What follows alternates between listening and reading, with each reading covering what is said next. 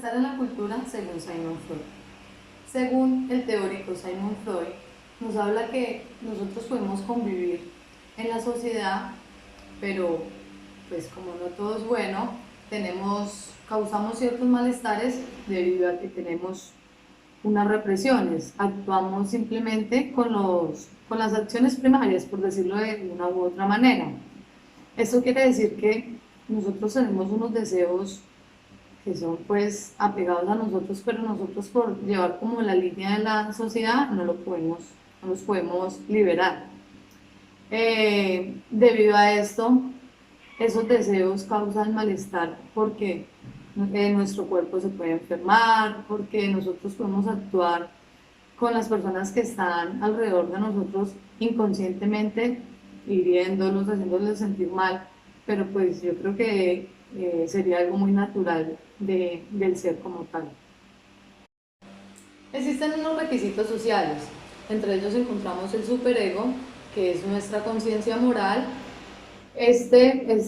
Le causa un malestar al ello, que el ello, como bien sabemos, es el principio del placer. Por otro lado está el yo, ¿quién es el principio de la realidad?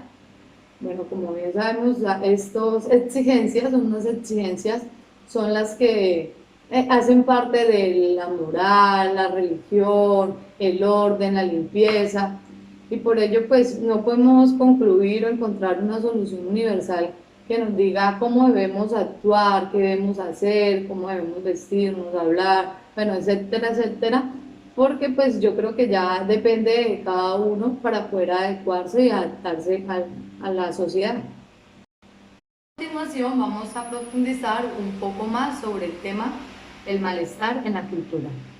¿Qué es el sentimiento oceánico? Sigmund Freud, en el primer capítulo del libro El malestar de la cultura, nos narra de un intercambio epistolar que él tiene con un escritor de su época, Raymond Roland, quien le cuenta sobre el origen de la religión.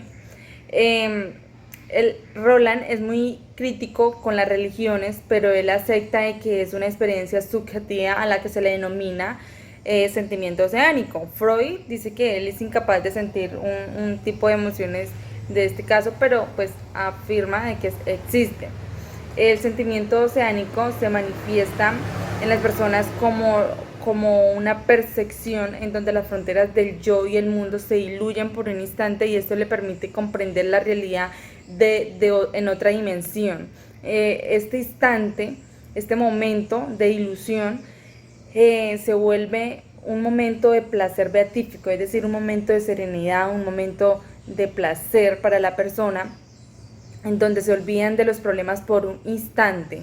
El sentimiento oceánico, Roland refiere que es una ventana abierta para comprender el mundo en otra dimensión, para tener un nivel mayor de comprensión sobre la realidad.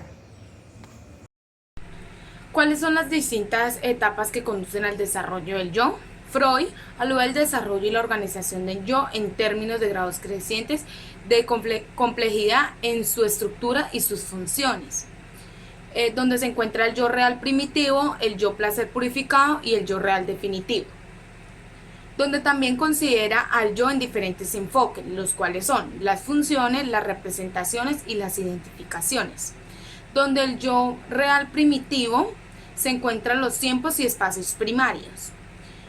Pretende eliminar las tensiones por las modificaciones internas, registra los estímulos provenientes del exterior, provocando alteraciones internas en los órganos, por ejemplo, la taquicardia.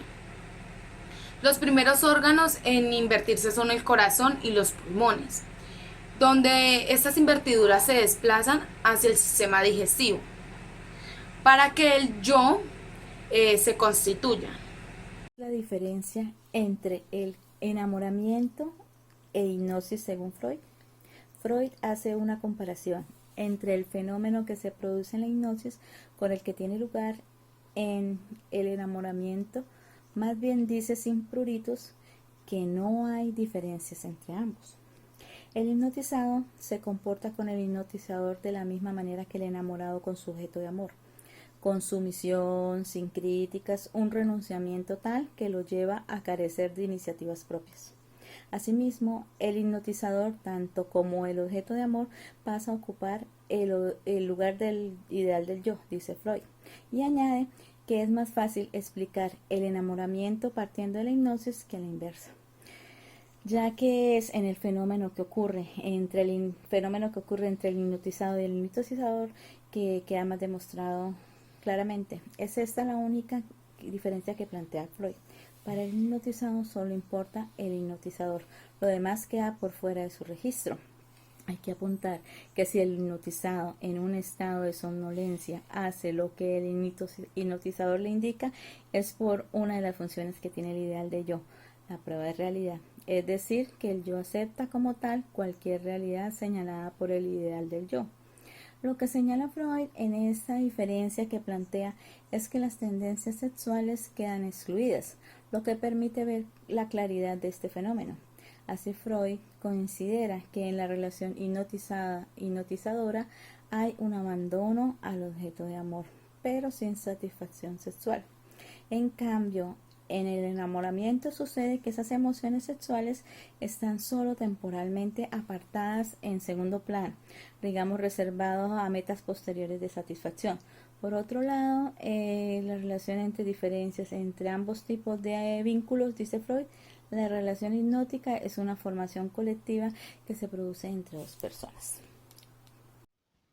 ¿Cuál es la relación del inconsciente con el vínculo social?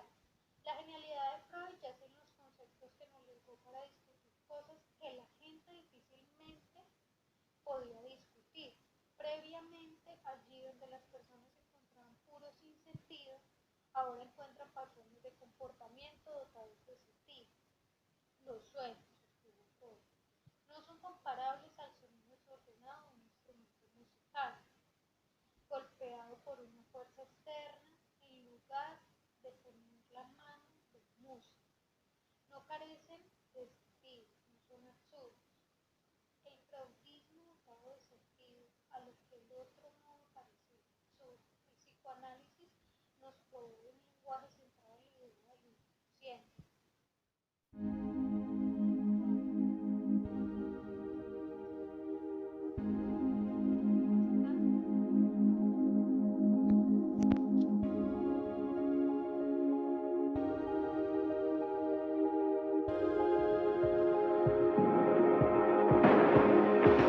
You're the light, you're the night, you're the color of my blood.